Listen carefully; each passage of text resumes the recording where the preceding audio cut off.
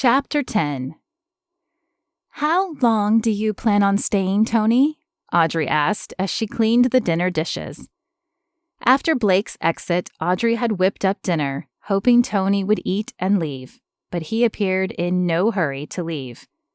"Leave? I'm not leaving. This is my son, and I'm taking you both back to California." Audrey sighed and turned off the water. "Tony, you didn't understand. I'm not going back. I'm enjoying being home." A sneer crossed Tony's face as he stood and closed the distance between them. "Are you sure you're not enjoying your new boyfriend?" Audrey stepped back as fear flooded her body. Tony had never been violent, but she didn't like the vibe he was emitting. "It's not like that. Blake is a Christian who hasn't pressured me to do anything, unlike someone else from my past." While Audrey had been interested in Tony, things had moved at a faster pace because Tony had pushed. Perhaps if Audrey had been stronger, she would have noticed some of the less desirable traits Tony possessed and run instead of jumping into bed with him. "I never had to pressure you," Tony said with a sadistic laugh. "You would have done anything to get ahead and land a starring role." Anger replaced the fear as the realization he had never cared for her sunk in. "You took advantage of me," Tony snorted. "It's Hollywood, baby. What did you expect? You do what you must to get ahead and succeed. If you plan to make it there, you better learn that lesson." "Then I guess it's good I don't plan on going back." The words surprised even Audrey as they exited her mouth. She had planned on returning one day, when the money grew and Caden was a little older. But seeing Tony now opened her eyes. Audrey reflected on the other things done to get roles and cringed. A tiny ember of self-loathing flickered within her. Tony's voice softened. "Look, Audrey, let's sleep on it. You'll change your mind in the morning after I've reminded you how much fun we have." Audrey shook her head in repulsion. How had she fallen for this hardened, insensitive man? Had fame been so blinding she had convinced herself of his charm? "I'm not spending the night with you, and you're not staying here. Go home, Tony. I don't know why you're really here, but you don't want to be a father." "You have no idea what I want," Tony said.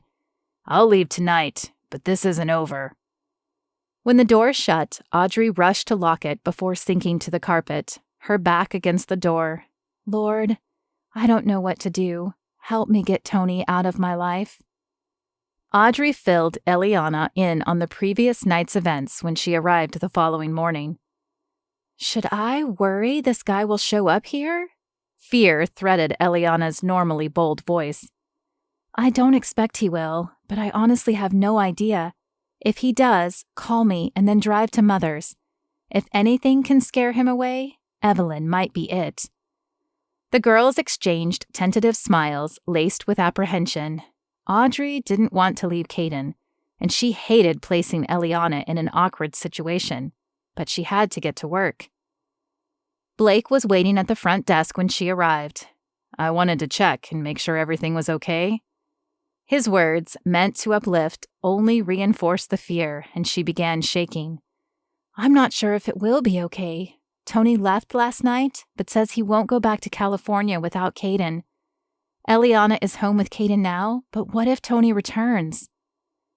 "Have Eliana take Caden somewhere safe, maybe to your mother's?" Audrey nodded. "I told her to go there if Tony showed up." "No, now, before Tony shows up. At least that way Evelyn is there to help, and she's forceful enough to be convincing. I will call Sergeant Powell and see if there's any information on Tony's past we can use as leverage." Blake's words sent Audrey's head spinning, and she gaped at him, unsure of where to start. "What's Tony's last name?" "Bacchetti?" Audrey managed through the cloud of uncertainty. "Good. Call Eliana. I'll be right back." Blake's tone was firm and pushed Audrey into gear. She picked up the desk phone as he pulled out his cell. Within minutes, Blake and Audrey were in his car on the way to her house. Audrey clutched a fax in her hand, surprised at the information it contained. She'd had no idea Tony had a record, but hoped it would be enough to get him to leave. Tony's car was in the driveway when they pulled up, but thankfully Ellie's wasn't. "You ready?" Blake asked, squeezing her hand after turning off the engine. Audrey nodded, though her nerves were wound as tight as a drum. After a final deep breath, she opened the car door and stepped out. "Where's my son?" Tony asked, approaching her.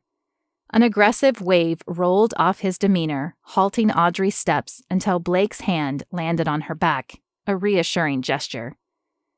"Caden's not here," Audrey said, after flashing a look of gratitude Blake's direction.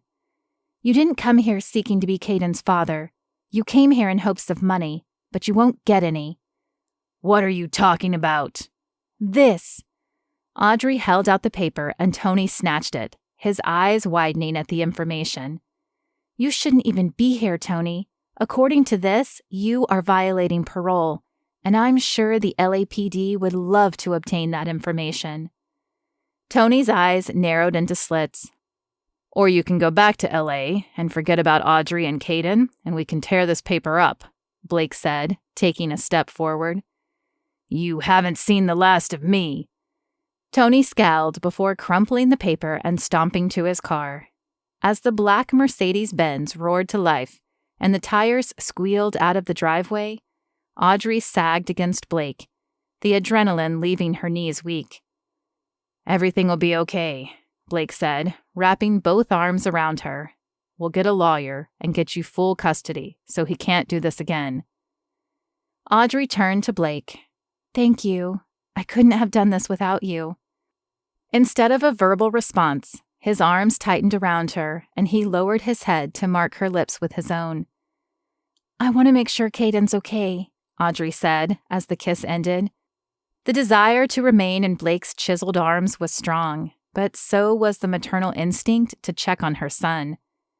Blake nodded, and 10 minutes later they pulled into the estate. Eliana opened the door instead of Julie, sending alarm bells ringing in Audrey's head. "Where's Caden? Is he okay?" Audrey asked. Her eyes darted behind Eliana in search of her son. "Relax. He's fine. He's with Mother. Tony never even showed up here." "That's because we met him first. I hope he won't be back," Audrey said. "If he does, we'll figure something out," Blake said, squeezing her shoulder. "I need to see Caden." Ellie led the way to the formal living room where Evelyn sat with Caden on her lap. The change in Evelyn stopped Audrey in her tracks. Not only was Evelyn not in a pantsuit, but no pearls adorned her neck. "Mother?" Evelyn looked up and smiled, sending another shock of disbelief down Audrey's spine. When was the last time her mother had smiled like that? "Ah, Audrey, Blake, welcome." Audrey glanced at Blake, who shrugged, and then she turned her attention to Ellie.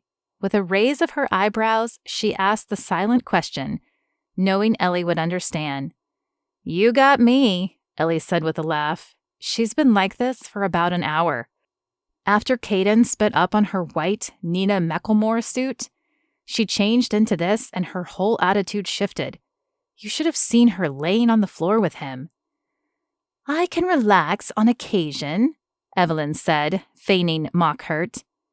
"No, you can't, Mother," Audrey said.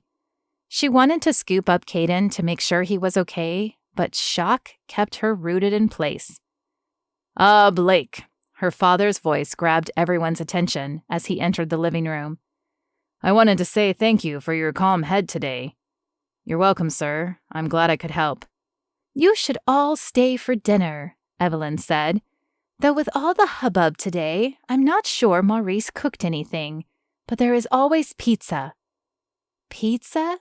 Mother, are you feeling all right?" Audrey moved to a chair and sat down, the complete and utter change in Evelyn too much to deal with. Evelyn shot a pointed look and sighed. "I'm fine. Look, when I heard Tony was trying to take Caden away, I realized more important things in life exist than money. But if you'd like me to go back—" "No!" Audrey and Ellie shouted simultaneously and then laughed. "No, Mother," Audrey said. We like this new you. It's just going to take some getting used to. But I hope you've also changed your mind about Blake." She smiled up at him and reached for his hand. "Because I expect he will be in my life for the foreseeable future." He squeezed her hand and grinned. "I think we may have been too hasty in our earlier judgment," Bruce said, clearing his throat.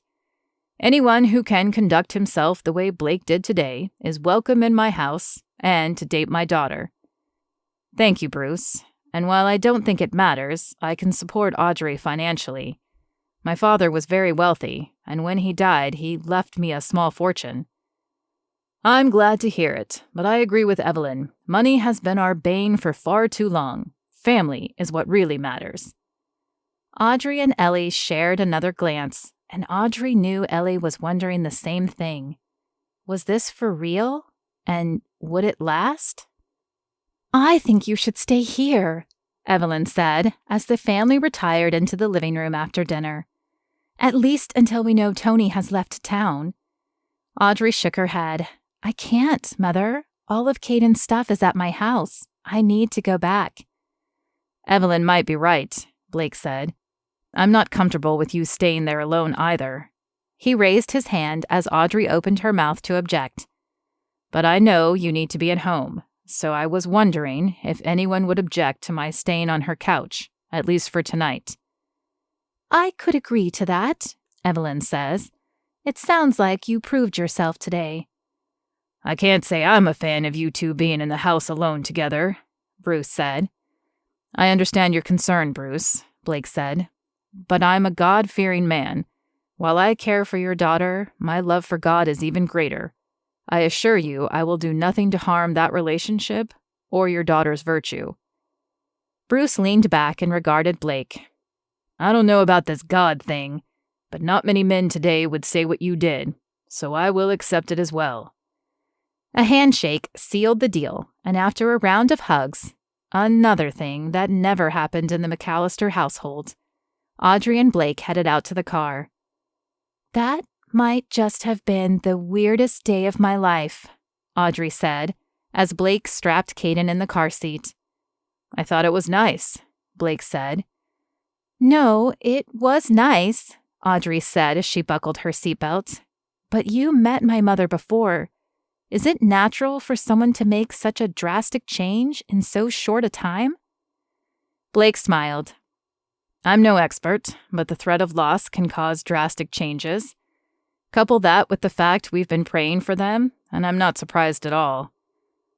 "I hope you're right. They invited us over for Christmas on Friday. Feel up to it?"